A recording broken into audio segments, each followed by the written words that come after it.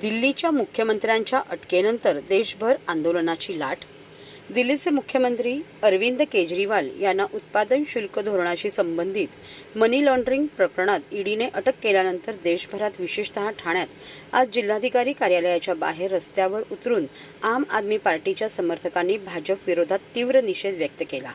आम आदमी पार्टीच्या अनेक कार्यकर्त्यांनी ठिय्या आंदोलन केले आणि सरकार विरोधात घोषणाबाजी केली।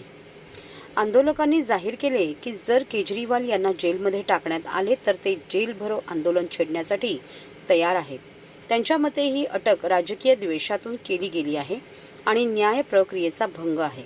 आम आदमी पार्टीचे नेते आणि समर्थक देशभरातील विविध भागांतून न्यायाची मागणी करत आहेत।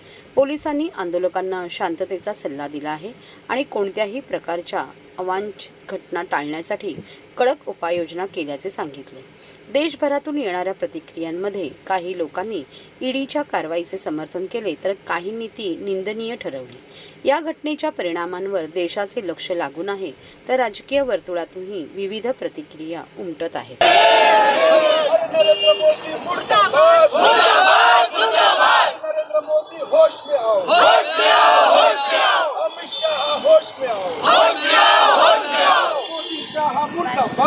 आम आदमी पक्षाचे लोकांनी निवडून दिलेल्या दिल्लीतल्या 2 कोटींचं प्रतिनिधित्व करणारे दिल्लीचे मुख्यमंत्री माननीय अरविंदजी केजरीवाल यांना मोदी सरकारने काल ईडीची कारवाई करून अटक करण्यात आलेली आहे।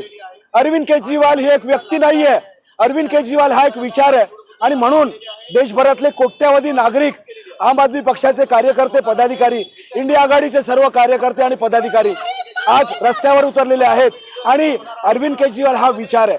व्यक्तीला तुम्ही अटक करू शकता पण विचाराचा अटक करू शकत नाही आणि म्हणून या घटनेचा निषेध करण्यासाठी आम्ही सर्वजण केजरीवाल बनलेलो आहोत। इथे जमलेले सगळे लोक आणि सोशल मीडियावरती व्यक्त होतात काल रात्रीपासून पंतप्रधान नरेंद्र मोदी हे शेख चिल्ली झालेले आहेत। शेख चिल्ली जसा ज्या झाडाच्या फांदीवर बसलेला तिथं तो फांदीवरती कुल्हाडीने तोडत होता तशा पद्धतीने नंतर पंतप्रधान नरेंद्र मोदी यांनी त्यांच्या राजकीय जीवनातली ही अत्यंत मोठी चूक केलेली आहे आणि म्हणून आम्ही सर्वजण रस्त्यावर उतरलेलो आहोत।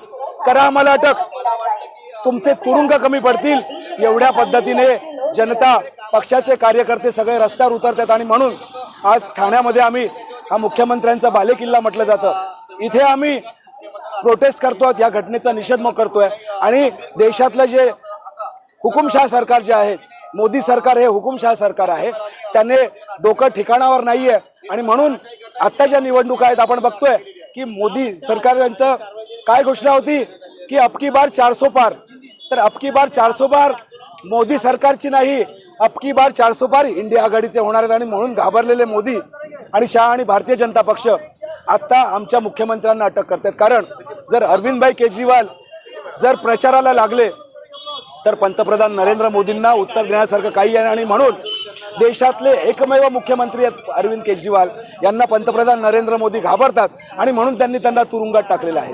या तुरुंगाच्या घटनेचा आम्ही संविधानिक मार्गाने कंटिन्युअसली आम्ही प्रोटेस्ट करू जोपर्यंत ह्या सरकारला सत्तेतनं उलथवत नाही।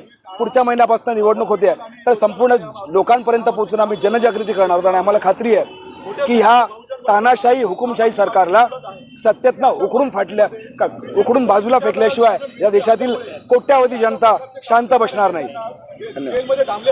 पूर्ण देश पंजाबमध्ये देशभरात लागू होणार होतं पण ह्या भ्रष्ट तानाशाही सरकार बीजेपी सरकारची जसं आचारसंहिता लागली आणि अरविंद केजरीवालला असं काही गुन्हा केलेला नाही, असं काहीच नाही। एका देशाचा पंतप्रधान बीजेपी फक्त कोणाला घाबरतो, अरविंद केजरीवालच्या विचारांना, पण करोडो अरविंद केजरीवाल निर्माण झाले आहे हे आम्ही तुमच्या चॅनलवर सांगतो। त्यांचे विचार तुम्ही तुरुंगात ठेवू शकत नाही, बांधू शकत नाही।